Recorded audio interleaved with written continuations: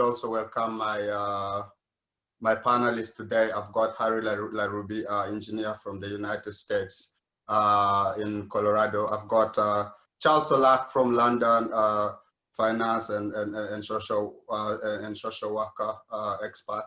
I've got Professor Joe Chandia, Professor of Finance from Makerere University Business School, a visiting lecturer to Oxford University. And I've got Kwaku Nkrumah from Sydney, Australia. Welcome, guys. We all know that Professor George Chandia lost his father recently, the former RDC of Kitgum. If we can just observe 10 seconds of silence in his honor. He was such a great man. He did his service for Northern Uganda, and it's gonna be such a great loss. But we're blessed today, despite his hardship, to have Professor Okello George Chandia with us here today, and we really appreciate him for that. I can't imagine what he's going through right now. So guys, if we can observe 10 seconds of silence before we proceed then.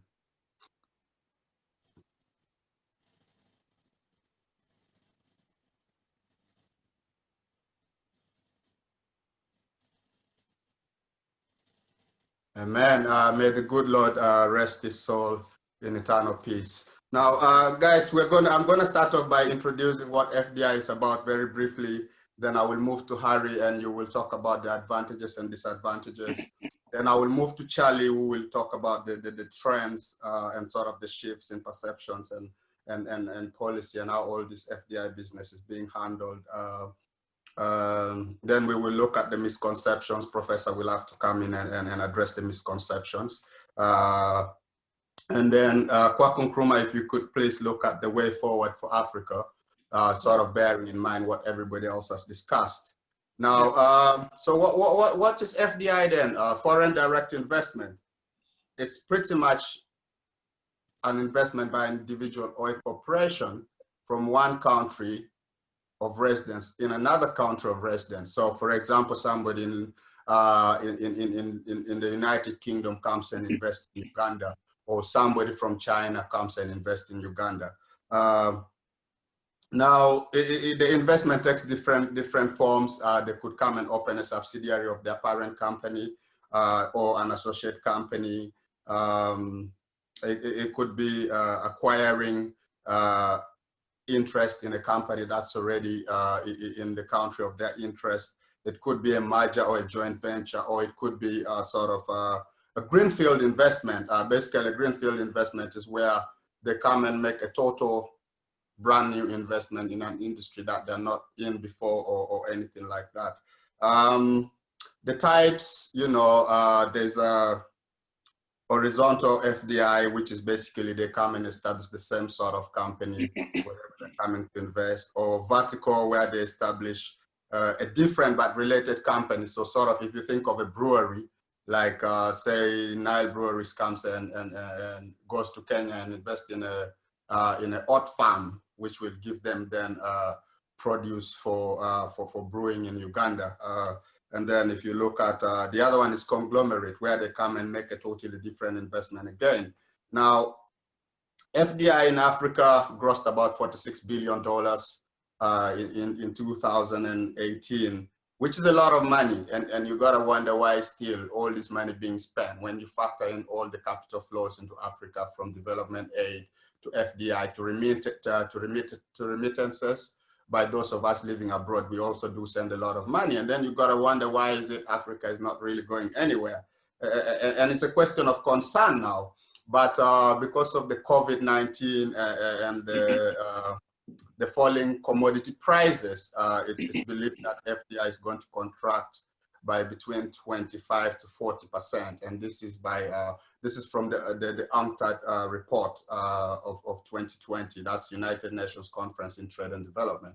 They're sort of the ones that monitor developments and FDI and all these things, obviously together with IMF and World Bank and this kind of people. Now, Harry, if I can come to you first, brother, if you can bring up the issues to do with the advantages and disadvantages of FDI from an African perspective. How does money coming in from outside, which in terms of economic growth and development, would be termed as exogenous development approach. So we're not relying on ourselves, but we're relying on people from outside to come and develop us, sort of to speak. If you can discuss the advantages and disadvantages of FDI and try to make it very easy to understand for our grassroots viewers as well, utilizing a few examples, brother. Thank you. Okay, thank you once again, and thank you for our viewers today. So straight, I'm moving to advantages, then disadvantages of FDI. So to make it simple, I'm going to give my examples using examples that we see on the ground. So one, when we move on advantages, say for example, I can put Rwanda Airways. We all know Rwanda Airways is a booming company, but we have a sister company, which is Qatar Airways, which is investing into Rwanda Airways. So they are buying 49% of Rwanda Airways, and on top, Rwanda will be taking the other 51%. So they're injecting in the capital. By injecting in the capital, it's making Rwanda Airways grow and being competitive worldwide. So that's an advantage to Rwanda and the region, boosting the transport. Then on top of that, they're building an airport in Rwanda, of which they'll have, I think the deal was about 60%. So Rwanda Airport is going to be one of state-of-art airports in in Africa. So that one, to their advantage, it's boosting. They are giving them aircraft, so that one will be a large source of employment to Rwanda, then also easing on transport.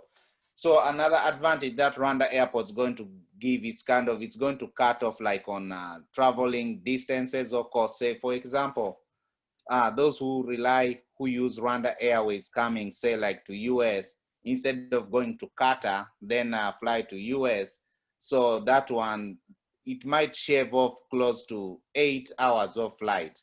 So that reduces on transport costs, more money into the pocket. Then another advantage that I'll talk about is also MTN. We also see MTN in Uganda. We didn't have telecom. By MTN coming in, it gave more jobs and also a lot of welfare within community, because that's kind of an advantage of direct foreign investment, whereby the locals benefit from the services that they are given. So you see MTN has put all his roots into promoting all these youth programs, sports, and all whatever that the youth are involved in. So those are advantages. So when we go to disadvantages, I'm going to give two scenarios. One whereby we have a foreign investment. This again goes back like to ShopRite. ShopRite is coming in with commodities, most of the commodities that we have into Uganda. This is disadvantageous for our locals. For example, like when COVID just started, there was a friend who wrote on Facebook, spent about I think 50,000 to go buy chicken, and the chicken she bought from ShopRite, it had been over frozen and wasn't frozen well, and it was stinking, it was smelling because it had been over frozen. So turn around, if we had, yet we have a lot of chicken coops locally. People are investing so much into personal businesses whereby people grow chicken. That 50,000, if she gone to a local chicken person who rears chicken, that would give her almost 3 chicken. So this mindset, so that's one of disadvantage. We are kind of destroying local businesses by through this direct foreign investment.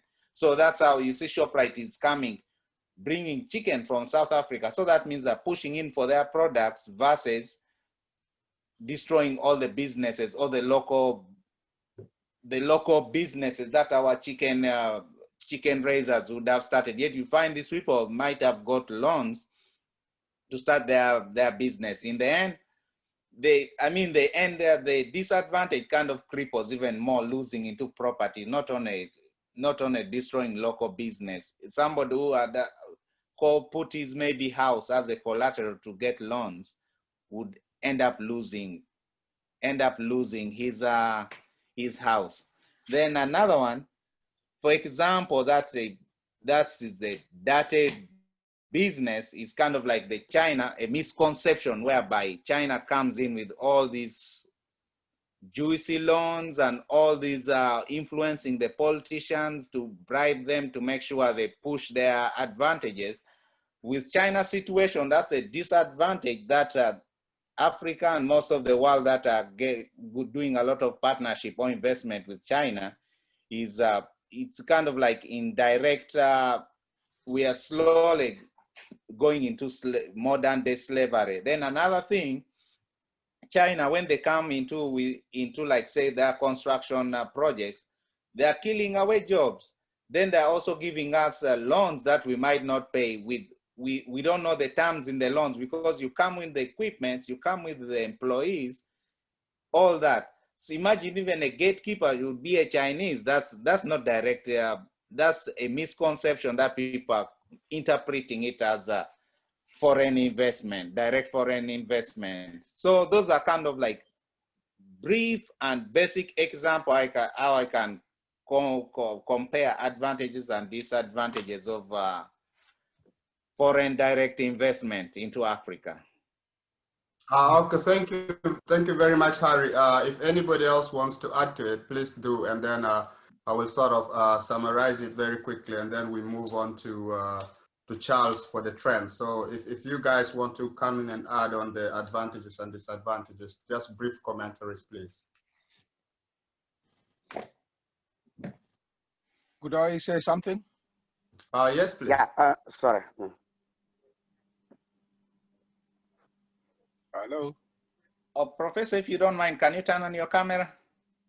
Oh, no, okay, you see, I'm in a crowded place, you know, we have okay. mourners around, so okay. I can turn on back, yeah, okay, I can turn on my camera. Time to speak. So, It's okay.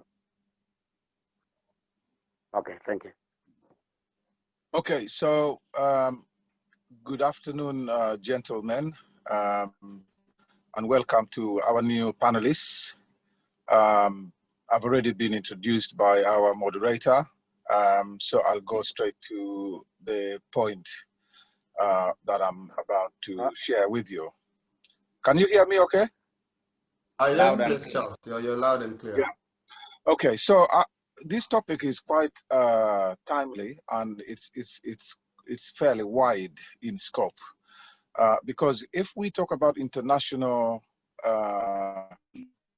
foreign direct aid, what we are saying is international transfer of capital or goods or services from one country or an international organization for the benefit of a recipient country or its population. Yeah. So that is what we should bear in mind. And when we talk about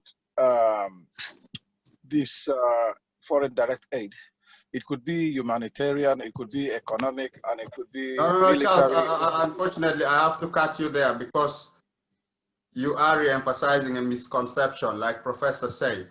I think by definition, foreign direct investment is restricted to investment by individuals or corporations. Now, when you go into bilateral arrangements or development aid arrangements, that's totally something different, because then these definitions affect how our countries account for their inflow and outflow of capital. So, but there's been a general mix-up and a general misconception by the local leaders and even some academicians, and I believe Professor will clarify on this when we get to the misconception. Am I allowed to put my point of view across? Yes, yes, but the thing is, that is the beauty of having this kind of discussion, because we cannot all agree on a point of view. Otherwise, there's no point having a discussion, is there? We No, all but have different Charles, where they come from.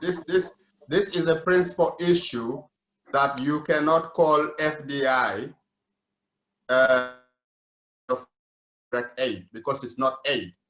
Aid is for free and it's normally for social issues such as health or medical care or education. But when it comes to FDI or foreign direct investment, this investment comes with conditions attached, and the people that bring it, they're looking to make profit.